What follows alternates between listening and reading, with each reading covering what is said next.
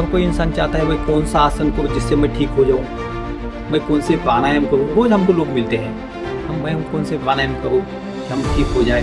घूमते घूमते कपालभाति अनुलोम विलोम प्राणायाम करते हैं, ये भागते भागते। ये ऐसे पॉसिबल? हाँ, रोज मिलते हैं और मिलते मिलते कहते हैं सर हाँ भाई हम 400 कपालभाति करते हैं। माने गलत तरीके से योग चिकित्सा, योग साधना यूट्यूब के माध्यम से इधर से उधर से सबका मिक्स। तो थोड़ा सा ये क्या है, योग चिकित्सक के सानिध्य में जाके, प्रत्यक्ष जीवंत आदमी के सानिध्य में जाके क्या कंसेप्ट है, यम नियम में बहुत सारे आपको लाभ मिल जाएंगे। कई जगहों में हम देखते हैं कि कहने को तो योग कर रहे हैं पर पता नहीं दिख कुछ और रहा है।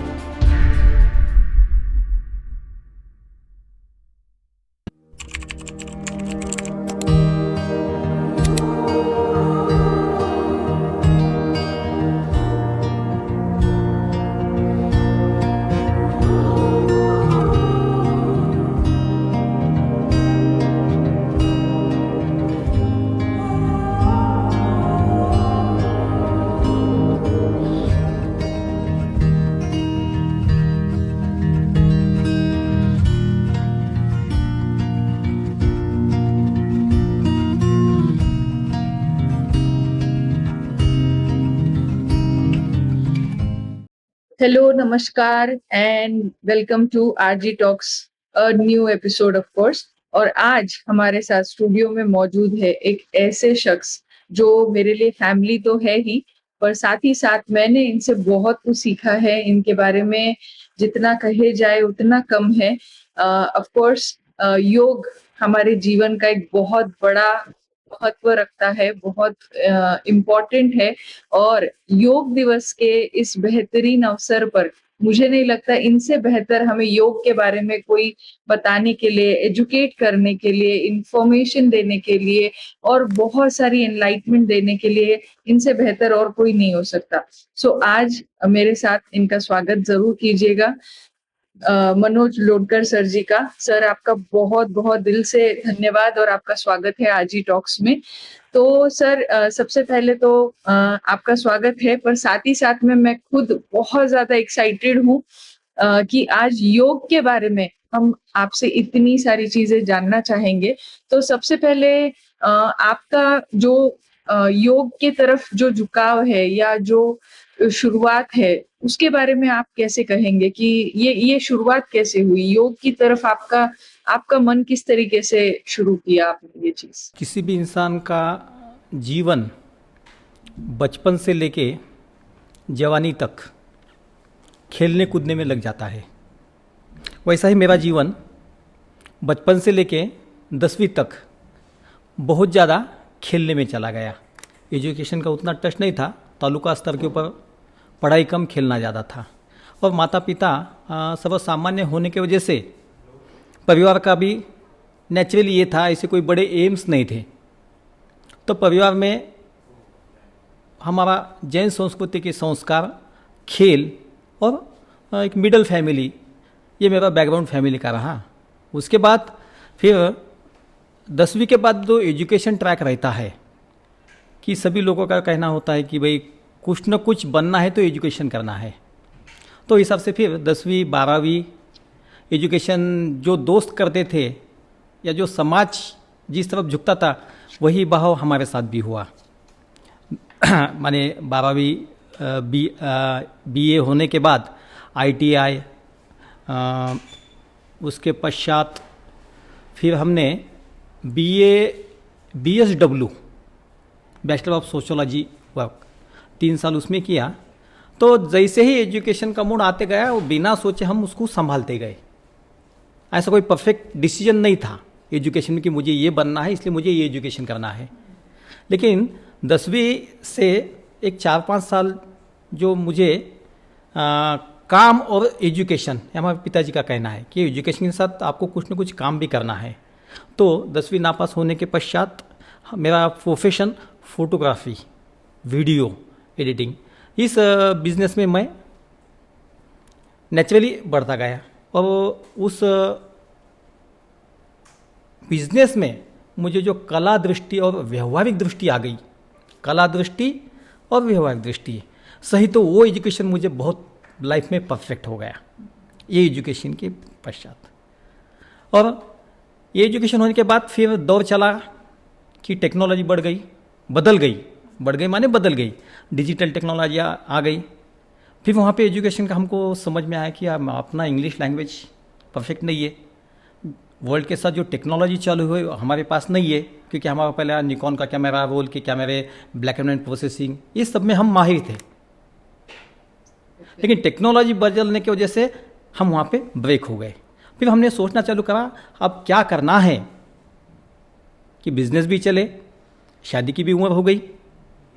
तो उस हिसाब में हमने सोचे, और थोड़ा एक फैमिली में ऐसा था कि मेरा इंटरकास्ट मैरिज, और वो इंटरकास्ट मैरिज 25 साल पहले तो समाज की एक दृष्टि अलग थी कि इंटरकास्ट मैरिज किया माने समाज से बाहर, परिवार से बाहर। उस माहौल में वो भी सोच थी कि परिवार से दूर हो गए, समाज से दूर हो गए, बिजनेस भी हाथ से चला गया। उस माहौल में हमने सोचा कि हम ऐसा कुछ चूज़ करें कि जिसके माने दुनिया हमारी सुने। तो बिना पैसे का दिमाग वाला खेल हमको लगा योग। आचार्य शिरोमणि महाराज इनके सानिध्य में हमने पहला ध्यान शिविर किया। उनका प्रेजेंटेशन, उनकी विज़न, धर्म की दिशा, आरोग्य, इन सब बातों से मैं प्रभावित हो गया। मेरी पहली योग निद्रा मैंने उस ध्यान शिविर में ली और मुझे लगा कि ये सही है, क्योंकि बिजनेस माइंड तो पहले ही था, लेकिन उस एंगल से मैंने बिजनेस के एंगल से उसको देखा। उसके बाद मैंने हेल्थ के एंगल से इस विषय को देखा। इस विषय में देखते देखते मुझे मन की शांति बहुत मिली, जो इसके पहले कभी नहीं मिली थी, और गहराई से नींद बहुत मिली।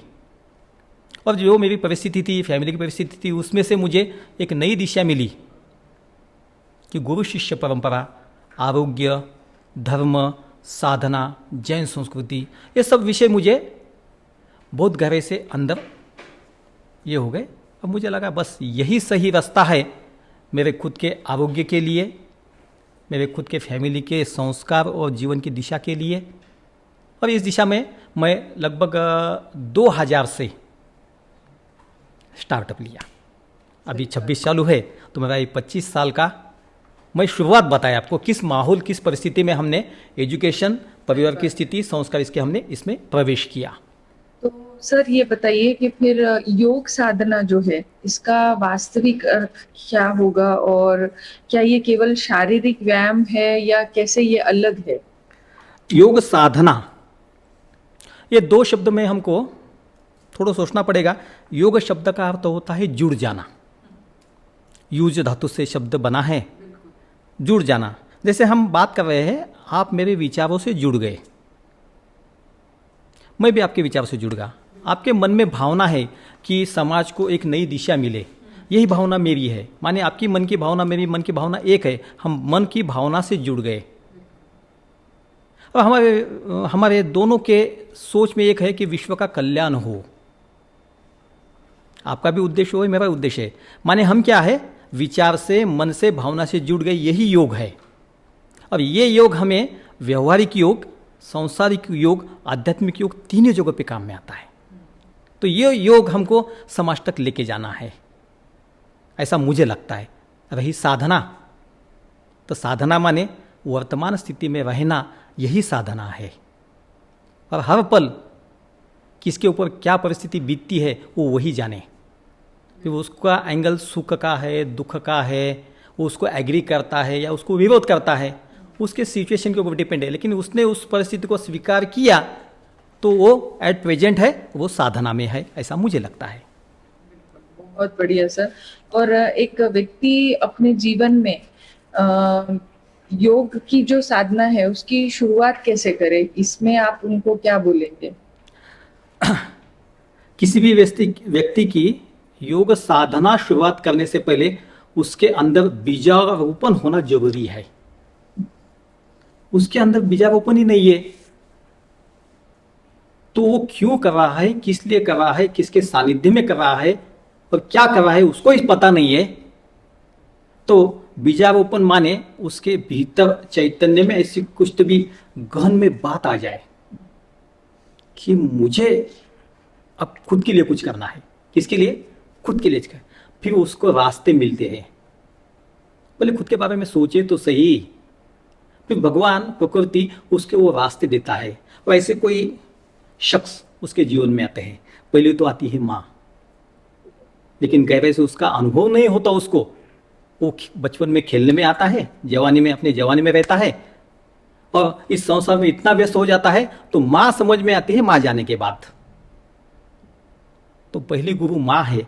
अगर माँ के चेहरे के ऊपर देखे तो उसको समझ में आएगा कि मैं आज उसके वजह से जिंदा हूं और मेरा एम क्या होना चाहिए। माने बीजारोपण माँ करती है, उसकी जानी उसको पहले से हो गई तो बड़ा भाग्यशाली है। अगर नहीं हुई तो फिर पिताजी है, फिर अन्य हमारे गुरु तत्व है, आते रहते हैं, लेकिन उसका प्रारब्ध भाग्य कब खुलेगा ये तो उसका नसीब और उसका कर्म ही बताएगा, ऐसा मुझे लगता है। बहुत खूब, बहुत खूब।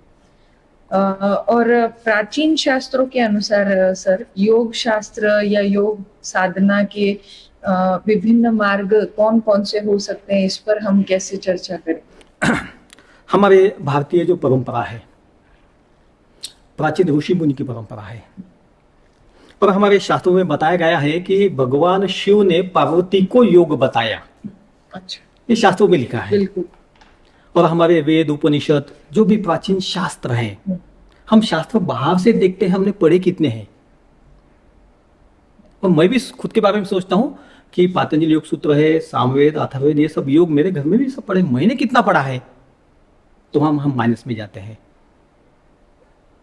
तो हमारे बचपन से लेके हमारे कुटुंब में अगर संस्कार है, स्वाध्याय, चिंतन, मनन, ग्रंथ संपदा, तो हमारे जितने भी शास्त्र है, फिर बाइबल हो, कुरान हो, भगवद गीता हो, जिसको हम धर्म के एंगल से देखते हैं ये शास्त्र, लेकिन सभी धर्म के शास्त्र योग परंपरा के शास्त्र है, क्योंकि उसमें धर्म संकल्पना, धर्म माने स्वभाव, ये संकल्पना। और बचपन में माताजी पिताजी जो संस्कार करते हैं, उनकी परिस्थिति, उनका धर्म। जैसे मैं पैदा हुआ जैन संस्कृति में, तो मेरा चॉइस थोड़ी था, बिल्कुल चॉइस नहीं था मेरा, तो मैं जैन संस्कृति में पैदा हुआ। जैन संस्कृति में पैदा होने के बाद बचपन मेरा जैन संस्कृति में गया, फिर जवानी मेरे हट गई, फिर मुझे पूरा जब नॉलेज आ गया तो मुझे जैन संस्कृति का बचपन का काम में आया। तो हमारी बचपन के संस्कार, संस्कृति, धर्म, ये सब हमको समझ में तब आएंगे जब उनको हम शास्त्र आधारित, संस्कार आधारित आचरण में लाए। तो नहीं तो बहुत सारे लोगों को ग्रंथ पता है, आचरण कुछ भी नहीं है। सही। तो शास्त्र का ग्रंथ स्वाध्याय चिंतन करना है माने पंडित होना, बिल्कुल। और आचरण करना माने योगी होना। तो आपका चॉइस है, आप पंडित होना चाहते हैं, योग साधक होना चाहते हैं, वो चॉइस आपका है। बहुत खूब, बहुत खूब। तो इसमें हम ये जानना चाहेंगे कि फिर ध्यान है, प्राणायाम मानसिक और आध्यात्मिक विकास में ये कैसे सहायक है? हाँ, समाज में बहुत सारे प्रचलित है। अगर कोई आदमी घूमने जाता है, कोई आसन करता है, कोई प्राणायाम करता है, बैठ के ध्यान करता है, तो उसको लोग योग साधक, योग साधना कर रहा है ऐसा समझते हैं। लेकिन हमारा पहले टॉपिक था कि एट प्रेजेंट वर्तमान में रहना माने योग। ये सब बातें शरीर, जैसे आसन, प्राणायाम, व्यायाम, ध्यान, ये सब बातें शरीर, मन, भावना, विचार, इनको संतुलित रखने के लिए, शुद्ध रखने के लिए एवं परिस्थिति को समझने के लिए, निर्णय स्थिति में आने के लिए, और ये सबको सहायक है। और इनके आधार से हम संतुलित व्यक्तिमत्व, संतुलित व्यक्तिमत्व है तो संतुलित संसार करेगा, संसार का आनंद लेगा। संतुलित व्यक्तिमत्व है तो व्यवहार कुशलता से करेगा, जिसे योग कर्मसु कौशलम कहा जाता है। और अगर वो अध्यात्म में चिंतन करता है तो आचार्य शिरोमणि महाराज जी कहते हैं, मैं जीवात्मा हूं। बस ये तो हमारे अंदर चेतना तक इसका अनुभव अगर आ गया तो हमारे मानव जीवन का उद्देश्य है जीवात्मा माने जीव, जीव से अलग प्रकृति, और दोनों के परे जिसे कहा जाता है ब्रह्म। माने हमारे भारतीय अध्यात्म में जीव, जगत और ब्रह्म, ये संकल्पना किसी शास्त्र से समझ में आएगी, किसी गुरु के सानिध्य में समझ में आएगी, या फिर साधना करते करते अपने आप अंदर समझ में आएगी, किसी को समझाने की भी जरूरत नहीं। और ये समझ में आएगा तो उसको भारतीय तत्वज्ञान, योग, साधना, इसका मीनिंग्स अनुभव में आएगा। शास्त्र सपोर्टेड है, गुरु सपोर्टेड है, आसन प्राणायाम ध्यान सपोर्टेड है, लेकिन ये करेगा तो बहुत सारा आरोग्य के पीछे ज्यादा लगे हैं। आरोग्य तो मिलना ही है, दृष्टि तो मिलनी ही है, लेकिन अनुभव और मेरा मानव जीवन सफल हो गया ऐसा अगर मुझे लगता है तो मुझे योग परंपरा, भारतीय ऋषि परंपरा, शास्त्र ये समझ में आ गया ऐसा मुझे लगता है।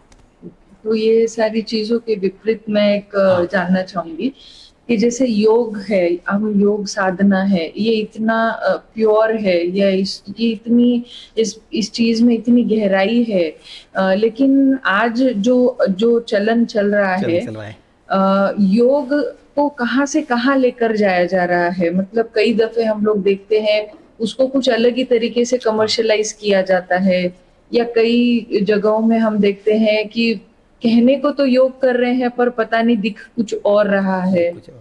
इस पर आपको किस तरीके का अनुभव लगता है, आपको कैसा लगता है, ये क्या महसूस करते हैं? वर्तमान स्थिति में हमारा जो यंग जनरेशन है, हमारे हाथ में आज जो विज्ञान है, बिल्कुल जेनजीज के लिए तो मैं खास करके मैं चाहूंगी कि इस बात पर वो आप कुछ उनको भी बताएं। सही बात है। आज मेरा एज 56 है। आज मैं उस दृष्टि से पूरे विश्व के ओर देखना चाहता हूँ, जैसे 21 जून आ रहा है और सब लोगों को अट्रैक्शन है जागतिक योग दिन, जागतिक योग दिन। अभी 12 साल हो गए हम योग दिन मना रहे हैं, तो हमारे भारत की ओर से पूरे वर्ल्ड में प्रेरणा जाती है कि सही भारतीय परंपरा का योग अपनाओ, स्वयं को जानो, और स्वयं को जानने के बाद तुम्हारी प्रतिभा क्या है।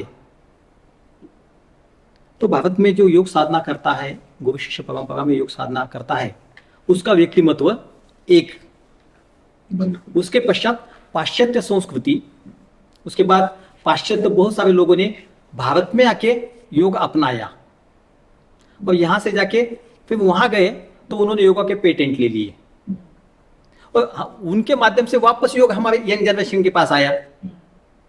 तो ये जो पूरा रीपैक होके पैकेज फूड में योग हमारे पास जो आया, हमारा ही था, हमने दिए थे, बिल्कुल विश्व कल्याण की भावना से दिए थे, उधर से हमको ही आया, पैकेज में आ गया, उसके बाद उसको पेटेंट में आ गया। अब इनको हमको स्वीकार करना है क्या? तो हमारे ऋषि मुनि संत ज्ञानेश्वर जी है, तुकाराम महाराज जी है, संत एकनाथ जी है, निवृत्तिनाथ है, मुक्ताई है, इनकी परंपरा देखिए तो इन्होंने योग कैसा बताया था। भगवान महावीर, भगवान गौतम बुद्ध, महर्षि पतंजलि, स्वात्माराम घेवंड संहिता के आठोपनिषद, इन्होंने क्या बताया था, ये सुनने के लिए हमारे यंग जनरेशन के पास टाइम नहीं है। तो प्रॉब्लम हमारे जनरेशन का है कि हमको हमारा योग समझने के लिए टाइम नहीं, हमको हमारा योग समझने के लिए क्यूरियोसिटी नहीं, जिज्ञासा नहीं है। और यही योग तुमको कभी न कभी समझ में आएगा कि संत ज्ञानेश्वर में 7वें अध्याय में जो कहा गया है ध्यान योग, और हम तो खाली पावर योगा, हाँ। मसल्स योगा, जुम्बा योगा, माने हम जो कर रहे हैं तो हम ये सोचते भाई नहीं करने से कुछ तो भी कर रहा है। तो अभी उसका प्रारब्ध योग नहीं आया, लेकिन हम जो देख रहे हैं हमको अच्छा नहीं लगता। भारतीय परंपरा का योग हमारे परिवार में, हमारी यंग जनरेशन में सही में जाना चाहिए। ये पूरा प्रयत्न हम करते हैं, शायद हम कहीं कम गिर रहे हैं ऐसा मुझे भी लगता है। अभी हम कैसा पहुंचना है, यही एक माध्यम आप जो हमारी मुलाकात ले रहे हैं, शायद यही प्रयत्न है कि हमारी बात यंग जनरेशन पे तक चला जाए। तो श्रीमद् भगवद गीता का कहना गलत नहीं होगा क्या कि योग के अंदर भी एक वेस्टर्नाइज्ड कल्चर हो रहा है? क्या ये ऐसा कहना सही होगा फिर हमारे लिए? नहीं, वो बिजनेस एंगल से, पेटेंट एंगल से, या फिर हमारे संस्कृति को तोड़ मोड़ देने के एंगल से, उसका एंगल जो कर रहा है उसको पता। लेकिन हमारा एंगल तो विश्व शांति है ना, नहीं तो पूरे वर्ल्ड को योग क्यों बता रहे हैं हम? हम अफगानिस्तान पाकिस्तान में जाके भी योग बता रहे हैं। तो हमारा दृष्टिकोण क्या है? भारतीय योग विश्व का कल्याण हो। और जो योग गलत बता रहा है उसका एंगल उसके पास, लेकिन भगवान उसको सद्बुद्धि देके वो योग तक पहुंचेगा, क्योंकि योग के मार्ग के ऊपर है। उसको जब पता चलेगा कि सही योग ये है, तो यही प्रयत्न मेरा भी है कि हमारे जनरेशन में, हमारे भारत में, पाश्चात्य संस्कृति में सही योग जाए। और मेरे गुरु जी आचार्य निरंजन स्वामी, जिनको 56 भाषाएं आती है और पूरे वर्ल्ड में उनके फॉलोअर्स है, तो उनके माध्यम से योग वर्ल्ड में जा रहा है, लेकिन हम तक अभी नहीं पहुंच रहा है, जिसकी जरूरत आज मुझे लगता है। आपको क्या लगता है सर कि योग साधना से भारत में क्या उन्नति होगी अगर इसे सही तरीके से दर्शाया जाए, लोगों तक पहुंचाया जाए? हमारे माननीय पंतप्रधान नरेंद्र भाई मोदी, इन्होंने आयुष मंत्रालय चालू कर दिया। आयुष में आयुर्वेद, यूनानी, होम्योपैथिक, योग, सिद्धा, इन पैथी के माध्यम से वर्ल्ड में प्रचार हो गया कि ये चिकित्सा इंसान को आनंद में रख सकती है। तो आयुर्वेद, योग, इसके अट्रैक्शन पूरे वर्ल्ड में है, क्योंकि जिंदा रहना है, किसी मुश्किल बीमारी से बाहर निकलना है तो इंडिया जाना पड़ेगा।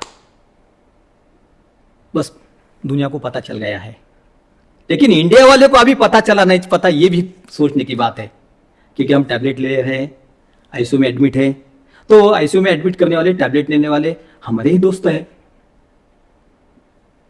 माने हम घर में ही अभी इस परिस्थिति को थोड़ा सा ये करें, तो जरूरत है घर में जागने की। दुनिया जाग चुकी है, अपने और आ रहे हैं, और आ रहे हैं तो हमारा काम है, भारत विश्व गुरु है, तो हमारे गुरु जी निरंजन स्वामी, आचार्य शिवमुनि महाराज, गिरीश जी वेलनकर, इन सबके माध्यम से हमने जो योग सीखा है, यह योग सामान्य जन जन तक जाए, उच्च शिक्षित तक जाए, उसके बाद सही में जिसको जरूरत है उन तक पहले जाए। अगर कोई आदमी मर गया, उस तक सही योग नहीं पहुंचा, माने यम, नियम, आसन, प्राणायाम, इसमें ही बहुत सारी व्याधि निकल जाती है। डॉक्टर योगा रेफर करते हैं, वो यम, नियम, आसन, प्राणायाम करने के बजाय ध्यान करते बैठता है। यम नियम का पालन नहीं है, आसन से स्थिरता मिलती है, सुखकारकता मिलती है, प्राणायाम से मन का संतुलन आता है। ये सब बात छोड़ के वो मेडिटेशन करना है, बस एक्टिंग करवा है मेडिटेशन की। तो ये सब जो हो रहा है, तो उसको समझाए कैसे? ये हमारे पास थोड़े से ऑप्शन आपसे ही हमको चाहिए कि हमारे लोगों को हम कैसे समझाए कि भाई मेडिटेशन करने से पहले प्रत्याहार है, प्रत्याहार से पहले धारणा, प्राणायाम, आसन, ये सीढ़ी। बिल्कुल, यही हम बिल्कुल हम जानना चाहेंगे कि मेडिटेशन को सही तरीके से करने का क्या स्टेप्स है उसके। जैसे सच में मेडिटेशन के अंदर वो चीज को फील करना, महसूस करना, जैसे आपने बिल्कुल सही कहा, एक्टिंग। जैसे हम लोग कई दफे हम देख रहे हैं कि लोग बैठते तो हैं मेडिटेशन करने के लिए, पर दिमाग में 100 चीजें चल रही है। तो ये तो मेडिटेशन हुआ नहीं। ये यहाँ तो मतलब एक डिस्टर्ब्ड दिमाग है जिसमें हजारों चीजें चल रही है। जैसे एक नॉर्मल गृहिणी की बात कर लो, अगर हम उसे मेडिटेशन के लिए बिठा देंगे तो उसके दिमाग में ये चलेगा मुझे कौन सी सब्जी बनानी है।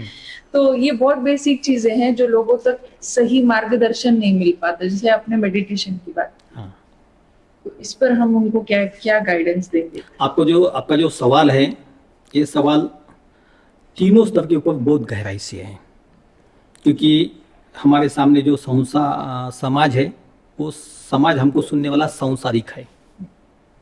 उसकी बेसिक नीड व्यवहार करता है, संसार चलने के लिए व्यवहार करता है। तो सांसारिक लोगों का जो ध्यान है वो संसार से हटके व्यवहार में चला गया, तो संसारी लोग बन गए व्यवहारी। तो उसका ध्यान क्या चालू है? व्यवहार।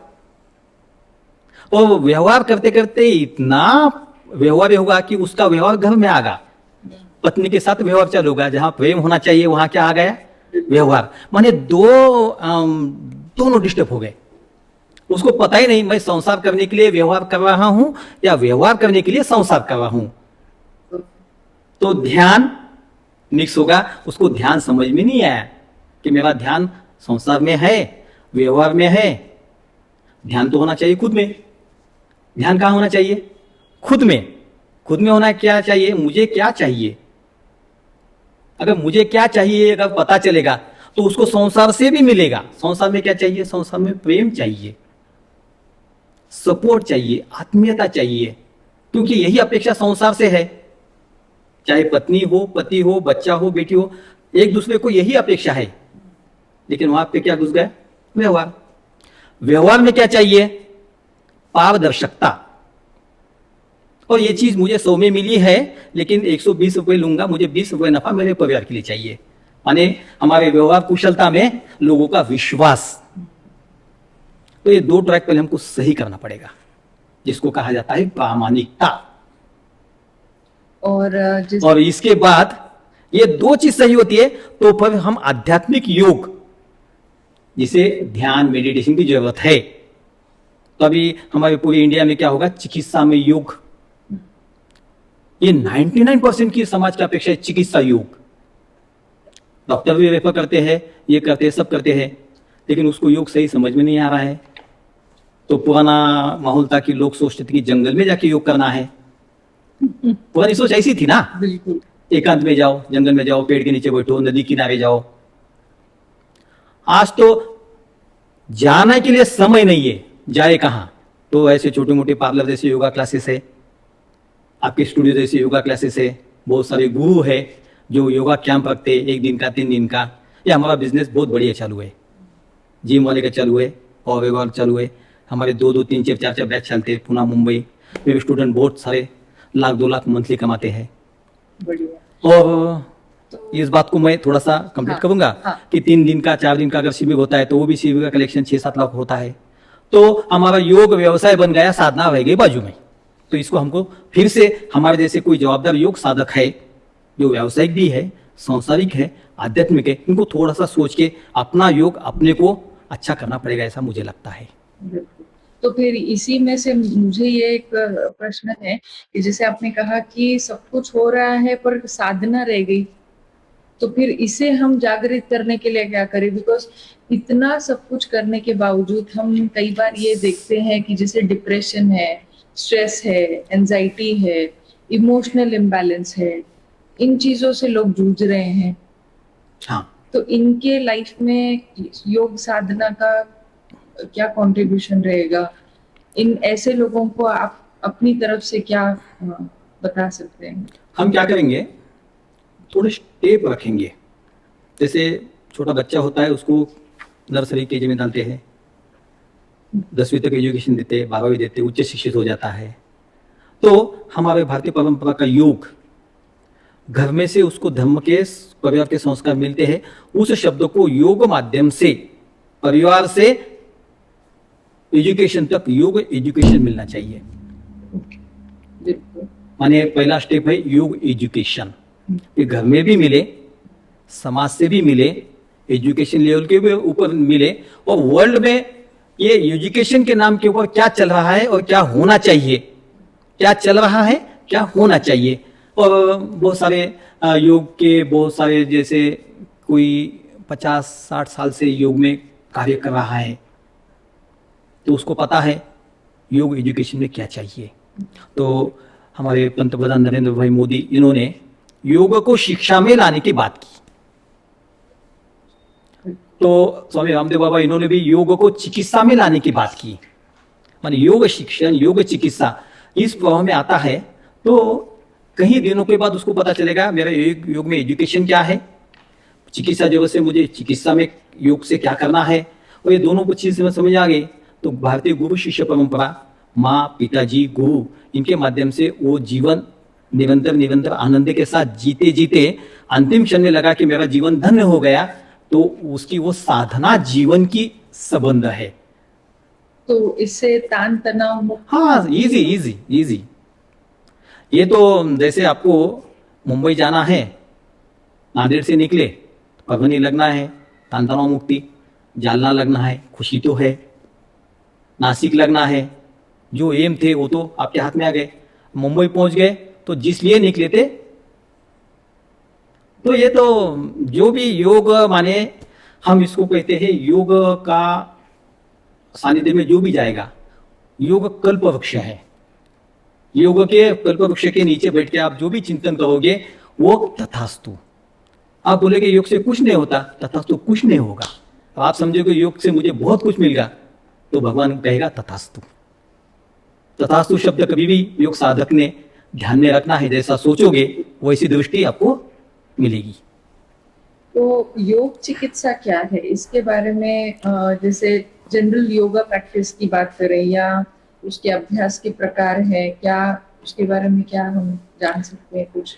योग चिकित्सा अभी ये हमारा व्यवसायिक बड़ा बिजनेस रूप ले रहा है इंडिया के माध्यम से पूरे वर्ल्ड में। अच्छा। हमारे जो ग्रंथ है हठयोग प्रदीपिका, घेवंड संहिता, जैसे हठयोग प्रदीपिका के बारे में बात करेंगे तो उसमें षटकर्म शुद्धि क्रिया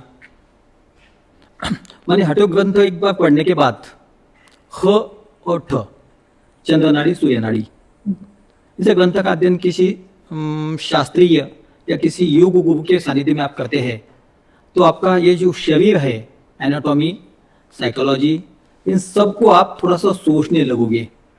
तो आप बीमार किस स्तर के ऊपर है, शरीर स्तर के ऊपर है, मन के स्तर के ऊपर है, भावना के ऊपर है या विचार के ऊपर।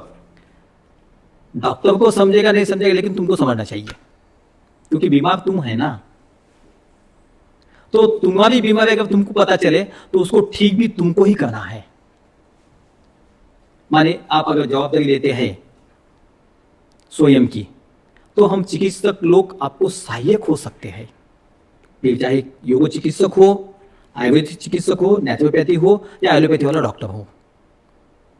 लेकिन आपको लगता है मेरी दवाई डॉक्टर ने खाना और मैं ठीक हो जाना, ये थोड़ा सा, अगर कोई डॉक्टर कहते हैं आप योगाभ्यास करो, कोई नेचुरोपैथी चिकित्सक कहता है आप उपवास करो, कोई आयुर्वेदिक कहता है कि भाई 3 महीना पे रस काढ़े लो, तो हमारे पेशेंस नहीं है जितने दिन बीमारी झेलते हैं उतने दिन ठीक होने के लिए। तो वापस हम जवाबदारी स्वयं को लेकर ऊपर आना है। और योग चिकित्सा में हमारे षटकर्म शुद्धि क्रिया 1, उसके बाद रिलैक्सेशन टेक्निक 2, और सिंपली हम अगर अष्टांग योग की बात करें, यम नियम आसन प्राणायाम ये बहिरंग होता है, इसमें ही बहुत सारा आपको अनुभव में आ जाएगा। अगर 21 दिन आप यम नियम, माने 21 दिन हमको झूठ बात करना नहीं, ये है 21 दिन हमको अपरिग्रह, मुझे जितना चाहिए उतना ही, माने यम नियम में ही आप माइंडली भावनिक वैचारिक सेट होते हैं। उसके बाद आसन का जो कंसेप्ट है स्थिरम सुखम आसनम। अगर मुझे यहाँ बैठने को कहा जाए कि आपको 3 मिनट हिलना नहीं है तो प्रैक्टिस तो करें। अगर एक आध आसन करते जैसे वज्रासन, भोजन के पश्चात 12 मिनट होना चाहिए, तो हमको 21 दिन तक वज्रासन करेंगे तो हमको उसका अनुभव हो जाएगा। शीर्षासन आसन का राजा है, सर्वांगासन रानी है। तो 5 मिनट अगर हम सर्वांगासन करते हैं, 5 मिनट सर्वांगासन करते हैं, तो हमारी भारतीय परंपरा का योग है सर्वांगासन करने के पश्चात मत्स्यासन करना है। ये गहराई से बात आपको इसलिए बता रहा हूं कि समाज हमको सुन रहा है। बिल्कुल, ये बिल्कुल जानना ही चाहिए ये चीजों का ज्ञान। ये मैं तो बोलूंगी ये बेसिक चीज है जो हमको समझना चाहिए। और ऐसे बहुत से लोग हैं जो योग के बारे में उनको सही मार्गदर्शन ही नहीं है। मार्गदर्शन तो हम बात कर रहे हैं कि जैसे सर्वांगासन है, पीठ के बल लेटे हैं और हमने अपना पूरा बैलेंस सिर और शोल्डर के ऊपर लिया है और हमारी हनवटी यहाँ पे पैक हो गई, माने जालंधर बंधन लग गया सर्वांगासन में। और हमारे गुरुजी ने बताया कि सर्वांगासन 30 सेकंड से 5 मिनट तक आपको प्रैक्टिस से उस समय तक जाना है। तो इसके लिए हमको प्रैक्टिस करना पड़ेगा ना, एक दिन में आ जाएगा। बिल्कुल, माने नियमित अभ्यास, नियमित योगाभ्यास, और उस शास्त्रीय ढंग से शरीर की स्थिरता, सुखकारकता, उसमें भी योगिक श्वसन आसन की स्थिरता मिलने के पश्चात। सही तो मेरा ये लेक्चर अलग से होना चाहिए। हम जो बात कर रहे थे योग चिकित्सा में बहिरंग योग, या फिर महर्षि पतंजलि इन्होंने जो आसन की सूत्र बताए हैं, स्थिरम सुखम आसनम प्रयत्न शैथिल्यम, और चिकित्सा में हर कोई इंसान चाहता है मैं कौन सा आसन को जिससे मैं ठीक हो जाऊं, मैं कौन से प्राणायाम करूं। रोज हमको लोग मिलते हैं, हम कौन से प्राणायाम करूं कि हम ठीक हो जाए। कई लोग घूमते घूमते कपालभाति अनुलोम विलोम प्राणायाम करते हैं, ये भागते पॉसिबल, भागते।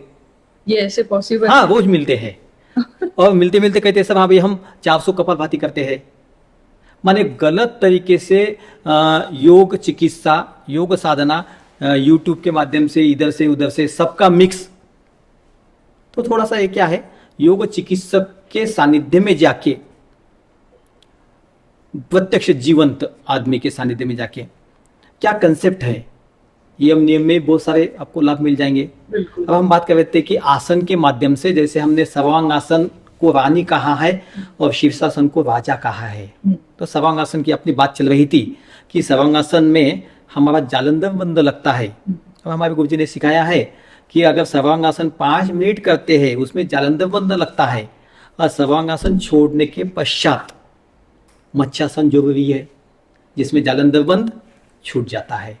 अगर सर्वांगासन 5 मिनट करते हैं तो मत्स्यासन 10 मिनट करना है। तो हमको सोच के ही लगता है कि 5 मिनट हम नहीं कर सकते,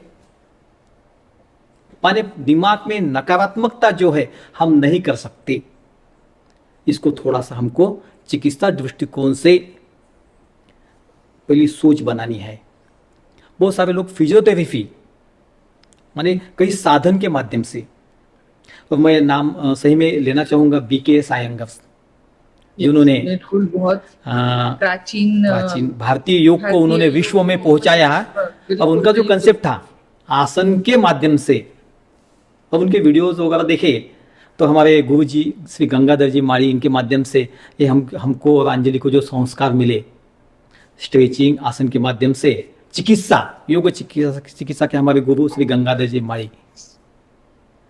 तो सर्वांग आसन में 5 मिनट चेयर के ऊपर जो नहीं बैठ सकता, साधन के माध्यम से आसन का अभ्यास चिकित्सा दृष्टिकोण से।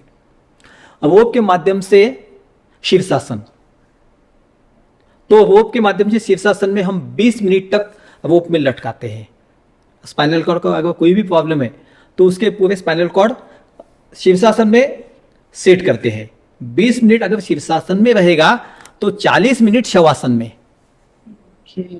तो हमारे उल्लासनगर स्वामी शांति प्रकाश प्राकृतिक चिकित्सा माध्यम से हम 8-10 साल से पूरे इंडिया में काम करते थे। तो गंगाधर जी माड़ी इनके माध्यम से, ये आसन के माध्यम से योग चिकित्सा हमको बहुत ही प्रभावी और परिणामकारक, और इनके पास इंडिया में से लोग आते हैं और उनके क्लाइंट्स जो है तो ऑर्थोपेडिक डॉक्टर ही उनके क्लाइंट्स है। तो हमारे इंडिया में बहुत सारे ऐसे गजब के लोग हैं कि हमको उनको समाज तक लाना पड़ेगा। ये टेक्निक खाली ऐसा ऑडियो शूट करने से नहीं रहेगा, उनके सानिध्य में 3 दिन 7 दिन, उसके बाद 3 साल, और अभी तो एक तप माने 12 साल। तो हमको सही चिकित्सा चाहिए, एजुकेशन चाहिए, साधना चाहिए। तो हमको समय नहीं, ये अड़चन हमारी है, लेकिन हमारे पास ऐसे लोग मौजूद है जो त्रिकालदर्शी है, वर्तमान काल जानते हैं, भूतकाल जानते हैं, भविष्य बताते हैं। ऐसे लोग सिद्ध पुरुष इंडिया में है। अब हम ऋषिकेश हरिद्वार इधर जाएंगे तो हम जो भी ऐसा करेंगे, देखेंगे, समझेंगे, तो हम अपने को विश्वास नहीं रखेंगे कि ये मैं क्या सुन रहा हूँ। 2000-3000 उम्र के योगी हिमालय में है। तो हमको इस चीज को आंखें दृष्टि ये करके समझना पड़ेगा। अब हम खाली बोलते हुए मेरा पेट बढ़ गया है, वजन कम करना है, तो हमारी दृष्टि कहां तक है? खाली पेट बढ़ा, कम किया, सिर दुखा, कम हो गया, पेट साफ नहीं होगा, साफ हो गया। योग ये हिसाब से है नहीं। बिल्कुल।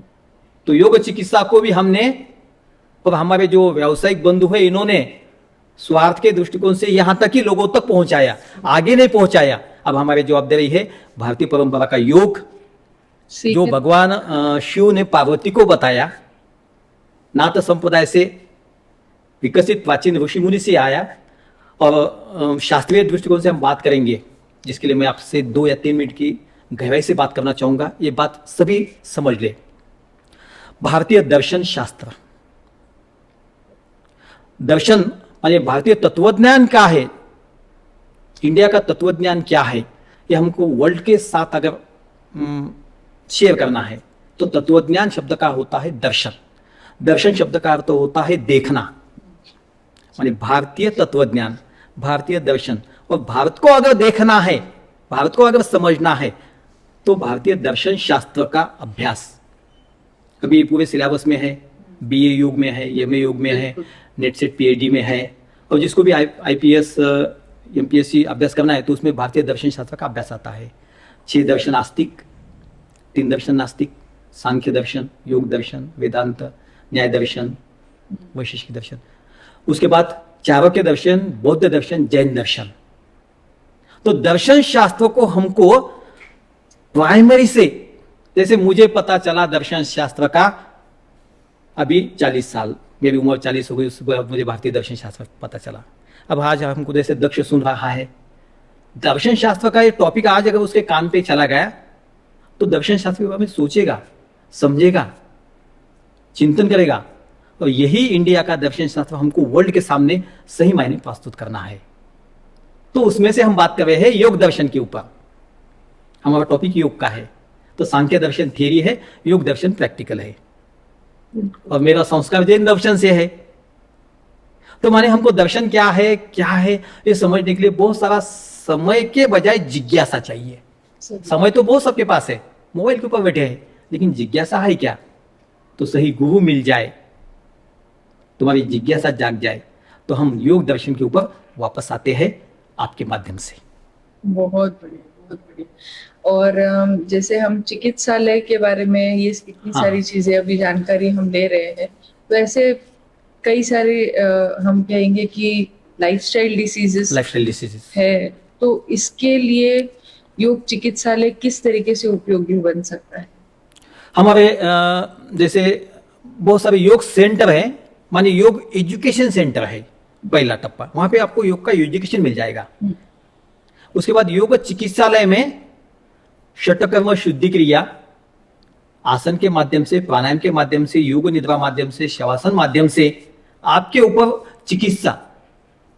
तो yoga therapist, naturopathy therapist, Ayurveda therapist, इन सब का काउंसलिंग करने के बाद उस व्यक्ति के ऊपर कितने दिन क्या करना चाहिए वो डिसीजन लेने वाले चिकित्सक है। तो उस चिकित्सक के माध्यम से वो व्यक्ति अपनी चिकित्सा ले और खुद को बचाए। तो चिकित्सा इंडिया में क्या है, बस एक ही रीजन है, पैसे कहां कम लगते, पैसे कहां कम लगते। अगर आपको सुविधा चाहिए तो पैसे लगना है, तो आप फॉरेन में जाके सुविधा लेते हैं, पैसा खर्च करते हैं। लेकिन इंडिया में अगर अच्छा सा योग सेंटर है, जैसे योग निद्रा हॉस्पिटल हमारा कंसेप्ट है, दिन में अगर 4 योग निद्रा लिया जाए, सुबह शाम, सामान्य योग वर्ग या चिकित्सीय दृष्टिकोण से योग वर्ग वैयक्तिक लेवल के ऊपर। अगर आपको बैक पेन का प्रॉब्लम है तो आपको कौन से आसन करना नहीं है और क्या करना है, ये आपके व्यक्तिगत लेवल के ऊपर है ना। सही बात। अगर आप नहीं कर सकते तो साधन का वापर। तो कुशल चिकित्सक, कुशल मार्गदर्शक, और आपकी परिस्थिति, आपके पास समय नहीं, अड़चन आपकी है। तो सभी सुनने वाले स्वयं को समय दे, और आपके ऊपर जो चिकित्सा कर रहा है, आपको जो ज्ञान दे रहा है, उसका भी समय, इसका भी ध्यान रखे। तो हमारी मेन अड़चन समय की है, इस चक्कर से बाहर निकलना है, ऐसा मुझे लगता है। बहुत बहुत बढ़िया और बहुत सही बात है कि आज एक ऐसी बिजी लाइफ में सब लोग उलझ चुके हैं कि समझदारी होते हुए भी समझदार नहीं बन रहे हैं, ऐसी वाली स्थिति। ये ज्यादा पढ़ने का तभी है, बोल सकते हैं। और डिजिटल दुनिया चल रही है, उसकी भी आदी हो चुके हैं सब लोग। तो ये बहुत खूब कहा आपने सर। मुझे ऐसा लगता है गति ले रहे हैं, भागना है, तो हमारा अंतिम स्टेशन तो मौत है। किसको जल्दी है मौत की तरफ जाने की, जरा सोचे। जिसको बहुत ज्यादा भागना है, वो दौड़ रहा है, कमा रहा है, व्यस्त है मौत की तरफ जाने में। तो अगर मौत की तरफ जाना है तो दौड़ो, और नहीं जाना है तो रिलैक्स हो जाओ, स्थिरम सुखम आसनम, दीर्घ श्वसन करो, शवासन करो, परिवार के साथ आनंद में हंसते खेलते रहो, परिवार को समय दो। तो पारिवारिक योग आज से ही बदल गया। बहुत बहुत सही कहा, सच तो में। ये योग की जरूरत है। पहले हमारा एकत्र कुटुंब पद्धति रहती थी, तो नानी बेटे को लेके बैठी थी, भजन करती थी, सब लोग मिलके प्रार्थना करते थे, पैर छूते थे। हमारे पुराने संस्कार यही योग है। आज हमारे घर में से ये जो हट गया, तो इसको वापस लाना है, लेकिन किसी के बोलने से लाने के बजाय आप खुद लाओ ना। इसको कहना क्या जरूरी है स्वयं कि जागरूक आप होना जरूरी 2 लाख फीस लो और हमारा फैमिली का रूटीन कैसा हो बताओ। नहीं, बिल्कुल। अपने को ही परिवर्तन करना है और किसी ने बोलने से नहीं करना। अपने को लगना है मेरा परिवार में संस्कार चाहिए भारतीय परंपरा के, मेरे परिवार में रोज योगाभ्यास चाहिए, मेरे परिवार में रोज शुभम करोति कल्याणम आरोग्यम धन संपदा, इसमें आ गया ना। बिल्कुल। तो मेरी मम्मी रोज मुझे लेके बैठी थी, भोजन करने से पहले अन्नपूर्णे सदापूर्णे, माने हमारे लाइफ स्टाइल में योग, मंत्र योग, साधना, ये सब चीज आती है। तो ये लाना है किसी के बोलने से नहीं, खुद की जरूरत और खुद की आज की वर्तमान स्थिति की समस्या को देख खुद के जागृत होना जरूरी खुद जागृत होना है। बिल्कुल बिल्कुल। तो इसमें हम ये कहेंगे सर कि योगा जो है ये डायबिटीज है, हाइपरटेंशन है, मोटापा है, अर्थराइटिस है, ये सारी चीजों में कैसे हम इसका लाभ ले। तो अभी ये जो आप बीमारी के नाम पूरे ले रहे हैं, बीमारी चाहे कोई भी हो, बीमारी चाहे कोई भी हो, हमारे गुरुजी डॉक्टर गोपाल जी शास्त्री, इनका नाम लेना बहुत जरूरी है, जिन्होंने नेचुरोपैथी के 10 सिद्धांत हमारे और अंजलि के जीवन में बहुत गहराई से डाल दिए। 10 साल से हम उनके साथ में हैं। इनका एक वाक्य है, आजार अनेक कारण एक। व्याधि कोई भी हो, उसका नाम कुछ भी हो, उसका कारण एक है कि आपके शरीर में गंदगी है। इसका कारण क्या है? आपको आजार कोई भी हो, उसका नाम कोई भी दो। और आजकल तो ये समस्या आ गई कि डॉक्टर आजार का नाम क्या दे, इतने आजार बढ़ गए, उसका नाम ही नया नाम क्या, नामकरण क्या करे, ऐसी समस्या आ गई। तो आजार अनेक कारण एक, शरीर के भीतर जब गंदगी जमा होती है तो हमको व्याधि हो जाती है। गंदगी क्या है? मल मूत्र घाम, 3 ही गंदगी है। और 3 गंदगी रोज नियमित रूप से बाहर निकलती है। जैसे हम पहले श्रम करते थे, बगीचा में करते थे, खेत में काम करते थे, घर के बर्तन मांजते थे, सब आते थे, तो करते करते ऐसा घाम निकल जाता था। आज आप सोचो कि दिन में से ऐसा घाम निकलता है क्या? पॉइंट है। घाम निकलना चाहिए टॉक्सिन से। यूरिन, बैठे बैठे पता ही नहीं मुझे यूरिन जाना था, लेकिन मैं काम में इतना बिजी हो गया, मुझे पता ही नहीं मुझे जाना है बोल के। उसके बाद अगर टॉयलेट जाना है तो उसका जो रूटीन चाहिए नेचुरली, जैसे सवेरे 5 से 7 या सवेरे ब्रह्म मुहूर्त में उठते हैं तो पहले श्लोक में, लेकिन सूर्य उगने के बाद अगर आप उठते हैं तो मल निकलने में तकलीफ होती है, माने पेट ही साफ नहीं हो रहा। और आयुर्वेद में भी बताया है विकृत मल सभी आजार। तो आयुर्वेद शास्त्र वात पित्त कफ दोष, नेचुरोपैथी कहती है आजार अनेक कारण एक। इन सब सिद्धांतों को हमको गहरे से सोचना पड़ेगा व्यक्तिगत स्तर के लिए। मेरी मल शुद्धि होती है क्या? मुझे पसीना निकलता है क्या? मेरा यूरिन ठीक से है क्या? इन सब तीनों बातों का संबंध आपके भोजन से है। मैं समय के ऊपर भोजन करता हूं क्या? भोजन करते वक्त अन्न ही पूर्ण ब्रह्म भाव स्थिति है क्या? भोजन के पश्चात मैं वज्रासन करता हूं क्या? सवेरे का भोजन चबा चबा के खाता हूं क्या? मैं कौन से समय खाना है? इन सब बातों का संबंध लाइफस्टाइल से है। और हमारे डिसीज कौन से है? लाइफस्टाइल के है। और उसको ठीक करना है तो दवाई लेना है या लाइफस्टाइल ठीक करना है? क्या करना है? आपको क्या लगता है? बिल्कुल 100% लाइफस्टाइल ठीक करना है या दवाई लेना है? हमें अपना दिनचर्या ठीक करना ही पड़ेगा। और हमारा बेसिक है यम नियम। जैसे योग में पहली बेसिक पाएंगे यम नियम, तो यम नियम में आपकी दिनचर्या ठीक हो जाएगी, आप योग साधक बन जाओगे चिकित्सा के माध्यम से। बहुत बढ़िया, बहुत मेरे ख्याल से इससे सिंपल और कुछ नहीं हो सकता। हम अपनी लाइफ को शायद ज्यादा कॉम्प्लिकेट हाथ हम से खुद कर रहे हैं। करते हैं, हम अपने हाथ से इसको कॉम्प्लिकेट करते जाते हैं। और ये इतनी सरलता से आपने बताया कि हम इतने सिंपल तरीके से सिंपल कर सिंपल सकते सिंपल। हैं। बहुत बढ़िया। और इसे हम और एक चीज जानना चाहेंगे कि चिकित्सीय उपचार जो भी है, तो इसका व्यक्तिगत योग अभ्यास इसका कितना महत्व है? देखिए, हमारे शरीर, मन, भावना, विचार, इन चारों स्तर के ऊपर योग काम करता है, चारों स्तर के ऊपर। और जो भीतर चैतन्य है, ये मूल, माने मैं जीवात्मा हूं, ये मूल बात अगर समझ में आ गई तो बहुत सारे बदलाव अभी से शुरू हो गए, अभी से, इसी वक्त से। और चैतन्य शक्ति शरीर के माध्यम से, चैतन्य शक्ति मन के माध्यम से, चैतन्य शक्ति भावना के माध्यम से, चैतन्य शक्ति विचार के माध्यम से। आज मेरे भीतर चैतन्य है, इसका प्रकटीकरण मेरे विचार के माध्यम से हो रहा है।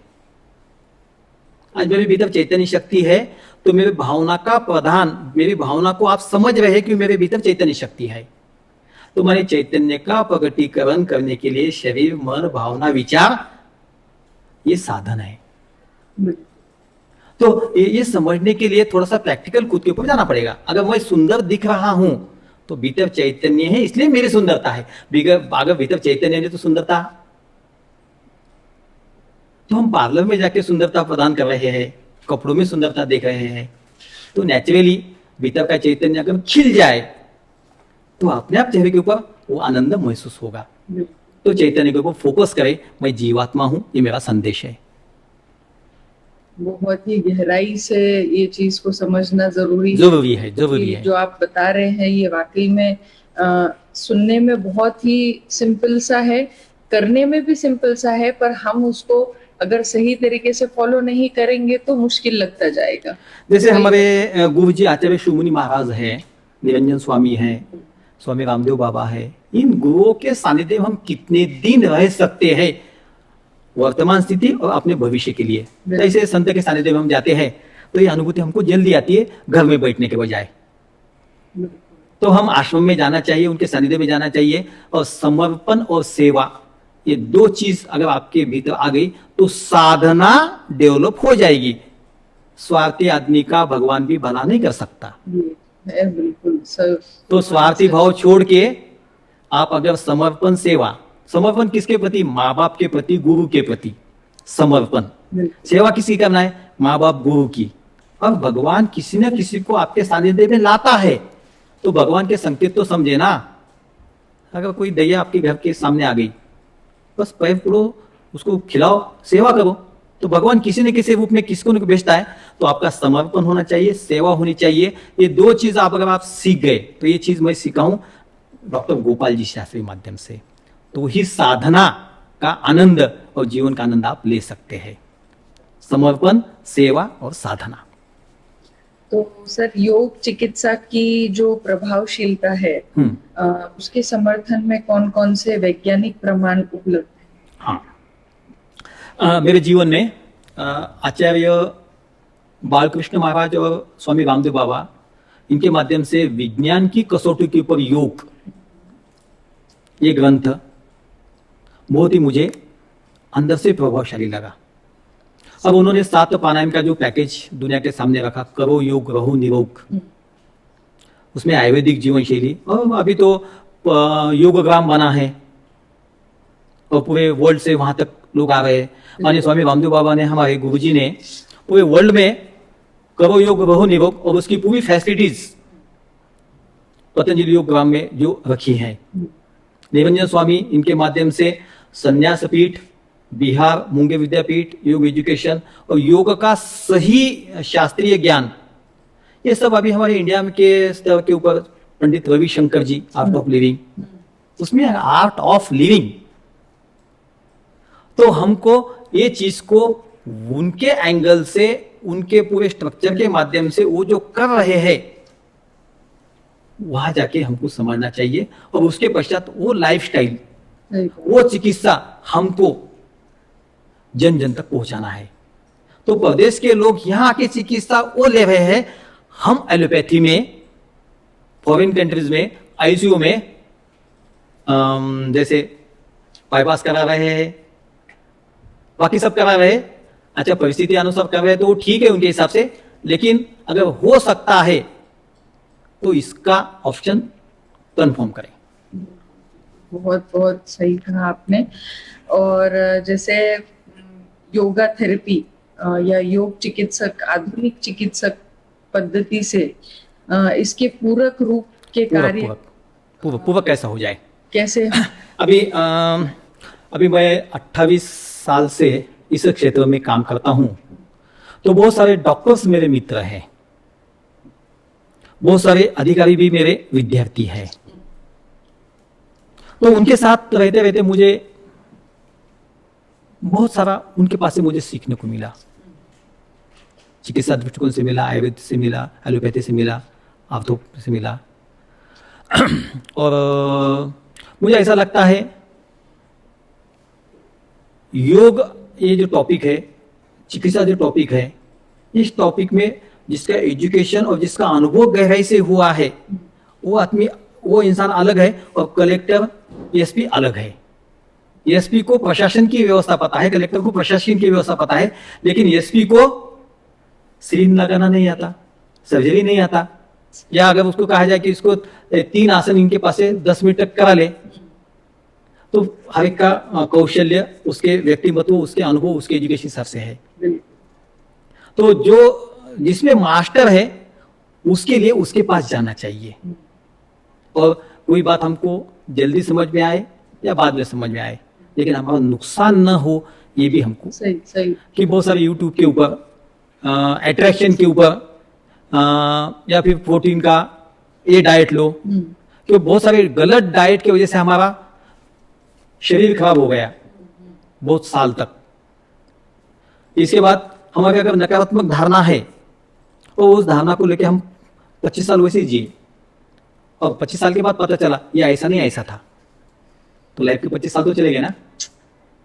तो ये आज मेरा समझो 56 एज है, और मुझे 40 साल में ये सब बातें मुझे अभी लग रहा है। तो मेरे बच्चों को अगर पहले ही समझ में आता है कि युगमय जीवन शैली, गुरु शिष्य परंपरा, माता पिता की सेवा, समर्पण, साधना, ये हमारा लाइफस्टाइल है, तो उस लाइफस्टाइल में मेरा बंदा जीवन का आनंद लेगा और सेवा भी करेगा, मजे में रहेगा। बहुत बहुत बढ़िया। मतलब सच में ये बात समझना बहुत जरूरी है। समझ जाने के बाद तो मतलब नहीं आएगा। बिल्कुल बिल्कुल, वो बात तो बिल्कुल सही है। तो ये जो हम कहेंगे कि आज की युवा पीढ़ी है, तो इनको योग शिक्षा का महत्व कैसे समझाया जाए? आज की युवा पीढ़ी जो है हमसे बेहतर है, बिजनेस माइंडेड है, टेक्नोलॉजी हाथ में है, आध्यात्म इसके लिए उनको अट्रैक्शन है लेकिन समय नहीं है। अट्रैक्शन है, अध्यात्म का अट्रैक्शन है, लेकिन समय नहीं। समय क्यों नहीं? तो परिवार, उनके एम्स और उनको सही दिशा, ये तीन के ऊपर हमको सोचना पड़ेगा। अगर मेरा बेटा है 22 साल का, तो मेरे परिवार की जिम्मेदारी उसके ऊपर क्या है, उसके खुद के एम्स क्या है, और उसके खुद के एम्स सही है या गलत है, ये भी थोड़ा सोचना चाहिए। उसके बाद उसको गति कैसे देना है। आज 22 साल में उसका शरीर स्थिति, मानसिक स्थिति, उसके एम, और उसी आधार के ऊपर 30 साल के बाद उसका कंडीशन क्या रहेगा। अगर वो समझो उसका गेम है कि मुझे 5 लाख मंथली मिलना चाहिए, 2 साल में 5 लाख मंथली मिलेगा, और 30 साल के बाद अगर उसके हाथ में उसका आरोग्य, शारीरिक आरोग्य, मानसिक आरोग्य, भावनिक आरोग्य हाथ में नहीं रहेगा, और उसके बाद उसको 15 लाख भी मिलते हैं, तो माइनस में है। उसका एम क्या था? पैसा मिलना। सही। उसका एम खुद का संतुलन, तो उसको पहले बताना पड़ेगा कि भाई तेरा शारीरिक, मानसिक, भावनिक, वैचारिक संतुलन है, तो ये सब चीज काम की है। अगर ये नहीं है तो आप माइनस है। तो ये चीज परिवार में चर्चा करें, यंग जनरेशन में चर्चा करें, तो उनके गोल अगर गलत है तो उनके गोल ठीक करने की जवाबदारी पहली परिवार की है। अब परिवार के अगर नहीं सुनता है तो उसके जो रहने वाले जो दोस्त है, क्योंकि उस उम्र ही ऐसी रहती है कि दोस्तों का प्रभाव ज्यादा होता है, तो ऐसे दोस्तों को माहौल बना दे, ऐसे कोई चर्चा सत्र रखे, ऐसे कोई शिविर रखे कि जैसे अपन अपने बच्चों को समझा नहीं सकते तो दूसरा कोई अपने बच्चों को समझा, फायदा तो अपना ही हो रहा है। बिल्कुल सही बात। क्योंकि अपना बच्चा गलत रास्ते के ऊपर गोल बना के जीवन का समय बर्बाद करे, इसके बजाय वो सही गोल चुन के अच्छी गति और अच्छी दिशा में जीवन को लेके जाए और परिवार का नाम रोशन करे। और मेरे पिताजी को उदाहरण देना चाहूँगा। मेरे पिताजी का उम्र अभी 93 है, 93। वाह। मेरे माता पिता ने मुझे जो संस्कार दिए, प्रामाणिकता, और मेरे पिताजी अभी भी योग साधना, योग अभ्यास, प्राणायाम ये सब करते हैं। तो मुझे लगता है मेरे पिताजी की देन है कि इस क्षेत्र में आज मैं इस व्यासपीठ के ऊपर बैठ के जो बात करने का अधिकारी व्यक्ति बन गया हूँ। मेरे बहुत सारे शिष्य भी है। महाराष्ट्र, इंडिया में मुझे आध्यात्मिक योग गुरु से जाना जाता है। और सही में अगर योग करना है तो गुरु शिष्य परंपरा में योग करना चाहिए।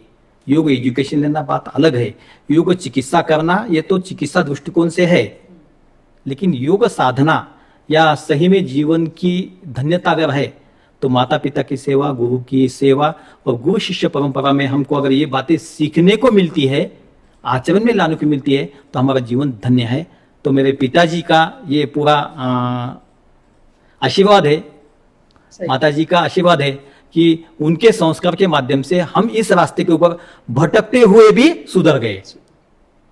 तो उनका आशीर्वाद है। योग ने जीवन में जो बदलाव लाए हाँ। हैं, यानी ये बहुत बखूबी आपने बताया सर। तो जैसे ये चीज आपने पहले तो आपने बताई थी कि स्कूल और कॉलेज में योग योग शिक्षा। शिक्षा जो है ये कंपलसरी बना ही देना चाहिए इस चीज को। अभी इसके ऊपर काम चालू है। बिल्कुल और बहुत सारे पाश्चात्य संस्कृति में योग शिक्षा आ गई, अपने इंडिया में भी आ गई, बिल्कुल। घर तक भी आ गई। अभी बच्चे बहुत सारे, हम बच्चों को योग सिखाते ना, बोले थे मैडम ने हमको सिखाया है। अच्छा, अभी हमें हमारी मोनू 3 साल की है, वृक्षासन करती है, वज्रासन करती है, शवासन करती है, हनुमान चालीसा करती है। माने मेरे घर में ही 3 साल की बच्ची, उसका ब्रेन विज्ञान, डावा मेंदू, उजवा मेंदू, हमने उसके ऊपर अंजलि ने और मैंने बहुत सारे प्रयोग किए। तो हमारे चैनल के माध्यम से उसके ऊपर हमने जो भी किया है, इसका भी एक हम सेशन अलग से लेंगे, क्योंकि वो विषय थोड़ा सा अलग से है। बच्चों के लिए योग संस्कार या फिर बच्चों को कैसा राइट ब्रेन, लेफ्ट ब्रेन, कौशल्य विकास 21 साल तक हम क्या करें। तो अभी ये टॉपिक अभी का तो नहीं है, लेकिन मैं आपको इस टॉपिक में थोड़ी सी जरूर, जानकारी जरूर, दिया। बिल्कुल बिल्कुल। तो जो योग शिक्षक होते हैं हमारे हाँ। समाज में, इनका क्या योगदान हो सकता है अगर सही तरीके से इसे दर्शाया जाए? सही तरीके से श्री गिरीश जी वेलनकर, इनके माध्यम से 2006 में हमने योग शिक्षक पदवी का अभ्यासक्रम मुक्त विद्यापीठ का मैंने किया। तो उन्होंने कहा योग शिक्षक का काम है योग शिक्षा देना, चिकित्सा करना नहीं। तो योग शिक्षक ग्रंथ आधारित, सिलेबस आधारित लोगों के समाज में योग सिखाए। चिकित्सा टॉपिक अलग है, लेकिन गलती क्या हो रही है, योग शिक्षक खुद को चिकित्सक समझ के समाज में चिकित्सा दे रहा है, उसको भी पता नहीं मैं गलत कर रहा हूं बोल के। बिल्कुल। तो योग शिक्षक की जवाबदारी है योग शिक्षण देना। तो योग शिक्षण, योग शिक्षक पदवी का अभ्यासक्रम, उसके बाद BA योग शास्त्र, 12वीं के बाद MA योग शास्त्र। अभी अपने अंजलि का BSc योगा हुआ, उसके बाद MSc योगा का ऑप्शन था, लेकिन हमने MA योग कंप्लीट किया। MSc योगा या MA योगा कंप्लीट होने के बाद अभी नेट से PhD। माने ये जो पूरा एजुकेशन ट्रैक है, तो एजुकेशन में ट्रैक के क्या है, भारतीय दर्शन शास्त्र में यही ट्रैक है, भारतीय योग यही ट्रैक है। तो हमको स्टेप बाय स्टेप ये ट्रैक मिलता जाए। तो इसके लिए जैसे हम एजुकेशन के लिए 5 साल, 10 साल, 15 साल डालते हैं, लेकिन 12वीं के बाद जो एजुकेशन की दृष्टि होती है, शास्त्रीय दृष्टि, मेहनत करनी, जैसे MPS का कोई स्टूडेंट स्टडी करता है, तो मुझे लगता है MPS वाला स्टूडेंट इतनी स्टडी करता है तो उसके जीवन में प्राणायाम, शवासन, मेडिटेशन ये चीज है क्या। तो बहुत सारे मेरे क्लाइंट जो है, IIT के क्लाइंट्स मेरे है, स्टडी करने वाले, उनके साथ मैं डिस्कस करता हूँ कि भाई आप प्राणायाम या ध्यान करके स्टडी करने बैठते हैं क्या, तो उनका उत्तर उसमें नहीं आता है। स्टडी तो करवाए MPSC, तो प्रैक्टिकली मेडिटेशन नहीं, प्राणायाम नहीं, ये सब चीज़ नहीं, और वो उच्च शिक्षण ग्रहण कर रहा है। तो शिक्षा में भी इस योग का समावेश। तो ये जो ग्रंथ आधारित हम शिक्षण देते हैं, बीए योग शास्त्र, एमए योग शास्त्र, एमएससी, लेट्स से पीएचडी, ये यंग जनरेशन तक एजुकेशन लेवल से पहुंचना चाहिए, बिल्कुल, ऐसा लगता है। बहुत बहुत बढ़िया। और एक स्वास्थ्य के लिए अगर हम बात करें स्वास्थ्य के बारे में, क्योंकि आज निरोगी रहना योग के द्वारा, तो इसमें समाज के कल्याण के लिए हम लोग शिक्षक, जो भी शिक्षक है, योग शिक्षक है, इनकी भूमिका इतनी गहराई से हमने अभी जैसे समझा। लेकिन इसमें अगर हम साथ ही साथ में योग शिक्षक जो भी है, जो भी योग सिखा रहे हैं, जैसे आपने अभी बताया, तो इसमें हम ये डिजिटल जमाने में जो चल रहे हैं, तो इसे हम एडवांटेज माने या डिसएडवांटेज माने, या इसका हम कुछ फायदा ले सकते हैं? ये डिजिटल टेक्नोलॉजी, विज्ञान का उद्देश्य जो है सुविधा और गति। आपको सुविधा मिले तो आपके जो भी गोल है उसमें गति मिले, और अगर सुविधा मिलती, गति मिलती है और मुझे मन शांति नहीं मिलती, सुविधा मिलती है, गति मिलती है, मन शांति नहीं मिलती, मुझे अगर खुद की पहचान नहीं होती, या परिवार में मैं जुड़ा नहीं हूं, मैं गति में अकेला ही भाग रहा हूं, परिवार मेरा ग्रामीण भाग में है, तो परिवार को छोड़ के मैं गति कहां ले रहा हूं? माने इस बारे में जो गति ले रहा है विज्ञान के माध्यम से, वो तो बन गया साहब। अब उसके माताजी पिताजी ग्रामीण भाग में, जिन्होंने छोटा सा उसको बड़ा किया, जिसके आशा से उसको देख रहे हैं, वो गाव में बोलते हैं माझा मुलगा साहेब झाला, पण साहेबाला वेळच नाही आईची वडिलाची सेवा करायला। तो ये चीज जिसने गति ली विज्ञान के आधार से, उसने सोचना चाहिए ये सब कंप्यूटर और लैपटॉप ये सब बाजू में रख के माँ बाप के पास जरा बैठे, माँ बाप की सेवा करे, उनके मन को समझे, भावना को समझे, उनको समय दे, और सही समय अपने लोगों को देना, ये बड़ा योग है। जिसको समय नहीं देना हम उसको समय दे रहे हैं, और जिसको समय नहीं देना चाहिए, जिसको समय देना उसको नहीं दे रहे, और जिसको नहीं समय देना वहां पे हम समय व्यतीत कर रहे। हमारा लाइफस्टाइल हमने खुद बर्बाद किया है। ये समझ की बात है, बहुत व्यक्तिगत बात है, इसको हमको किसी को ये करना नहीं है, माने किसको एंगल बताना नहीं है, लेकिन आपने अपने ढंग से सोचे कि जिस माँ बाप ने जन्म दिया, मुझे इस काबिल बनाया, अब मेरा धर्म है कि उनकी सेवा करे, उनके भावनाओं को समझे, और जीवन का आनंद उनको भी दे, हम भी ले। बिल्कुल सही बात है। और जैसे हम जानना चाहेंगे सर, फिर जैसे भारत को योग का जन्म भूमि कहा जाता है, हाँ, है ना, तो इस विरासत को सुरक्षित रखने के लिए हमारी क्या जिम्मेदारी देनी चाहिए? हमारे प्राचीन ऋषि मुनि, भगवान महावीर, भगवान गौतम बुद्ध, इनका जो संदेश है, जीवो और जीने दो, अनेकांतवाद, अनेकांतवाद। भगवान गौतम बुद्ध ने हमको अष्टांगिक मार्ग दिया है, अष्टांगिक मार्ग, और त्रिशरण पंचशील दिया है, हमारा वेदांत दर्शन है, हमारे योग महर्षि है, हमारे वेदांत दर्शन ने कहा है अहम ब्रह्मास्मि, अहम ब्रह्मास्मि। बस ये शब्द में ही मैं ब्रह्म तत्व का अनुभव कर सकता हूं। माने इस परंपरा को हमको, इंडिया में ऐसे लोग हैं जो इस अनुभव को सिद्ध कर चुके हैं। भगवान महावीर भारत में ही, भगवान गौतम बुद्ध भारत में भी है, प्राचीन ऋषि भारत में ही है। तो हमको भारत छोड़ के कहीं इधर उधर देखने की जरूरत ही नहीं है, बस उस संस्कृति को उन्होंने क्या किया और हम आज क्या कर रहे हैं। अच्छा, वो जंगल गए 12 साल तप करे, तो आज हम जंगल जाके 12 साल तप करें क्या? ये भी सवाल है। क्या करे क्या ना करे, बहुत सारी चीज ऐसे कि नहीं करने वाले, जो नहीं करना चाहिए वो चीज भी बंद कर दिए तो बहुत सारा आपके हाथ में आ जाएगा। तो आपको क्या चाहिए ये पता चले, मुझे क्या चाहिए मुझे ही पता नहीं, तो दूसरों को क्या पता है इनको क्या चाहिए। सही बात है। खुद को जानना ये सबसे बड़ी उपलब्धि है, और ये उपलब्धि हमको योग माध्यम से सहजता से मिल सकती है। कैसे मिल सकती है? सहजता से। सही बात है। और जैसे कि हम देख रहे हैं कि जिस तरीके से भारत में बीमारियों की जो कैपिटल। तादाद है वो बढ़ती जा रही है। इंडिया को अलग अलग नाम दिए जाते हैं कि इंडिया एक डायबिटीज कैपिटल हाँ बन गया है। हमने अभी हाल ही में एक और एपिसोड में काम किया था हाँ, ताकि देखा मैं एपिसोड, देखा मैं। हाँ हम लोगों तक इस चीज को पहुंचाएं कि भाई जॉइंट पेन्स है, अर्थराइटिस है, मेटाबॉलिक डिसीजेस है, डायबिटीज बोलो, इतनी हाँ हाँ सारी चीजें। तो ये सारी चीजों से इंडिया को मुक्त होने के लिए तो कोई हम पता नहीं क्या कर पाएंगे, पर योग आने वाले कुछ सालों में क्या योगदान देगा ये सारी चीजों को मुक्त करने के लिए। भारत में कम से कम ये चीजों से हम दूर रहे तो योगा का आने वाले समय में आप क्या भविष्य देखते हैं? हमारे जो डॉक्टर्स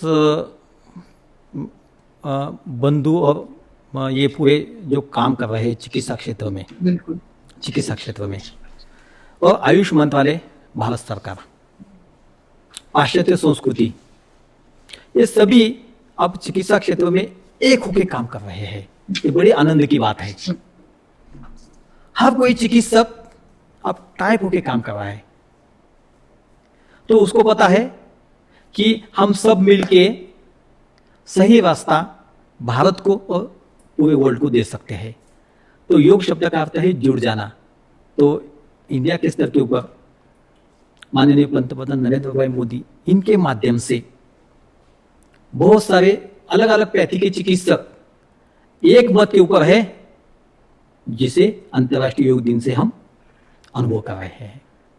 तो एक नई दिशा हमने 12 साल से पूरे वर्ल्ड के सामने रखी है। अभी भी 21 जून आ रहा है, तो योग का संदेश है हम सब एक हो जाए और भारत को विश्व गुरु या एक अलग ढंग से परिवार में, भारत में और वर्ल्ड में रखे। पहले तो हम परिवार के बारे में, खुद के बारे में सोचेंगे, मेरा भारत मेरे दृष्टि में अलग से है क्या।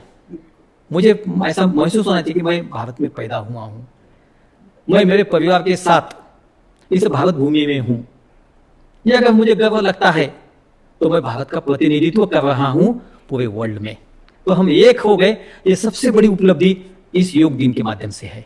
कोई विरोध नहीं है, बिल्कुल, और हमारा तो विरोध किसी के साथ है नहीं, क्योंकि जिस समय जो काम में आए वही बड़ा। बिल्कुल सही बात। तो विरोध किसको करना नहीं और वर्तमान में रहना, यही तो योग सिखाता है। बहुत खूब सर। तो अंतिम में हमारे सवालों के अंत के पड़ाव में हम आ चुके हैं। तो अब जैसे योग दिन, ये हमारे लिए इतना महत्वपूर्ण दिन बन चुका है, और मैं यही कहूंगी कि जाते जाते आप योग दिन के इस अवसर पर और जो भी हमें देख रहे हैं इस माध्यम से, इनके लिए आप एक जीवन के लिए कुछ चीजें जो फॉलो करना जरूरी है, योग के साथ साथ और भी कुछ है या एक अच्छा संदेश है, तो ये आप हमारे व्यूअर्स को क्या देना चाहेंगे? पहले तो आपका धन्यवाद कि आपने इस मौके को बहुत अच्छा बनाया, कि मुझे आपने बुलाया। बहुत स्वागत, क्योंकि जन जन तक एक संदेश, हर घर आंगन योग, हर घर आंगन योग। और हर साल ऐसा कोई ना कोई थीम आता है, तो वो थीम को लेके योगा डे मनाया जाता है। अभी मेरा एक तप पूरा हो गया। 12 साल से जालना प्रशासकीय का संचालन पूरा मेरे तरफ रहता, तो अभी 12 साल मुझे इस योग डे के ऊपर पूरे हो रहे, माने एक तप। जिला प्रशासन का मैं नेतृत्व करता हूं, जालना डिस्ट्रिक्ट का, और महाराष्ट्र आयुष के माध्यम से हमारा ये कार्य चलता है। तो हमारा सभी के लिए संदेश है, योग स्वयं के लिए, परिवार के लिए, समाज के हित में है। योग को धर्म के नाम से बांटो मत। हाँ, योग सभी के लिए है ना, बिल्कुल, योग सभी के लिए है। तो पॉलिटिक्स और धर्म, ये दोनों चीज को बाजू रखते हुए योग मेरी जीवन शैली बन जाए, योग मेरी जीवन शैली बन जाए। और योग मेरी जीवन शैली बन जाती है तो इस जीवन शैली का आनंद बच्चा भी लेगा, जवान भी लेगा, बूढ़ा भी लेगा। और पति पत्नी में बहुत सारे रिलेशन एक विचार और भावनात्मक असंतुलन और विचारों की दिशा है उसकी उधर इसकी इधर, तो परिवार में एक मत नहीं है, तो बहुत सारे परिवार आज हमारे ऐसे डिस्टर्ब हो रहे हैं, कुटुंब डिस्टर्ब हो रहे हैं। बिल्कुल तो योग शब्द का अर्थ ही जुड़ जाना है। तो हम एक विचार से जुड़ जाते हैं, मेरा परिवार आरोग्य संपन्न, मेरा परिवार आनंदमय और मेरा परिवार सुखी। तो ये हमारे एक मत हो जाता है, तो हम योग डे स्वयं भी मना रहे हैं और वर्ल्ड को भी बता रहे हैं। तो पारिवारिक योग का एक संग होना, एक विचार होना, आरोग्य के प्रति, सेवा के प्रति, समर्पण के प्रति, और यही तो योग साधना के रास्ते हैं। ये रास्ते के ऊपर चलोगे तो आपकी योग साधना अपने आप बढ़ने लगेगी। बिल्कुल आपको सभी को शुभकामनाएं 21 जून के माध्यम से कि आपका योग शिक्षण, योग चिकित्सा, इन सभी निमित्त के वजह से आप साधना में प्रवेश करें। और हमें आप कभी भी मौका लगेगा इस माध्यम से सेवा देने का, तो आगे चल के हम चाहते हैं 1 दिवसीय मेडिटेशन कैंप, योग परिचय सत्र या चिकित्सा परिचय सत्र, और हमारे पास ऐसे 10-12 बहुत से मास्टर लोग हैं कि जिनका समाज में प्रबोधन होना जरूरी है। बिल्कुल तो ऐसे लोगों को मैं आप तक पहुंचाऊंगा कि जिनके माध्यम से आप जो काम कर रहे हैं वो सही कर रहे हैं, और यही काम हमारे परिवार के माध्यम से पूरे जन जन तक, भारत तक पहुंचे। आपका फिर से एक बार धन्यवाद। बहुत बहुत धन्यवाद सर, और आपको ढेर सारी शुभकामनाएं। योग दिवस यानी ये हमारे लिए एक त्योहार समान है और राष्ट्रीय त्योहार है। राष्ट्रीय त्योहार है, बिल्कुल सही का। और साथ ही साथ में जाते जाते बस एक अनुरोध करूंगी कि आप भी हमारे व्यूअर्स से जरूर कहें कि आरजी टॉक्स को सब्सक्राइब करना ना भूलें।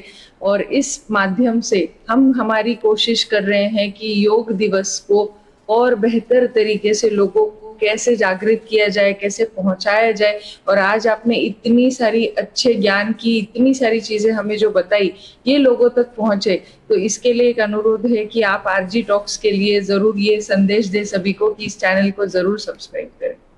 हमारे हिसाब से ये समय हमको बहुत ही कम मिला है, बस हम साथ में रहने की कोशिश करेंगे। 1 दिवस, 3 दिवस, 21 दिन और लाइफ टाइम। बहुत बढ़िया, थैंक यू, बहुत बहुत धन्यवाद सर।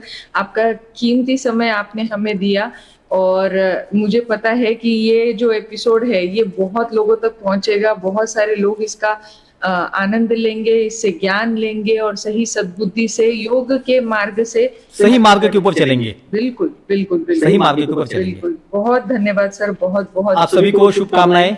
21 जून की परिवार के साथ योग करे, आनंद में रहे और भारत का नाम रोशन करे। भारत विश्व गुरु अपने वजह से बनने में कामयाबी मिले। धन्यवाद। Thank you. Is this the place we used to love?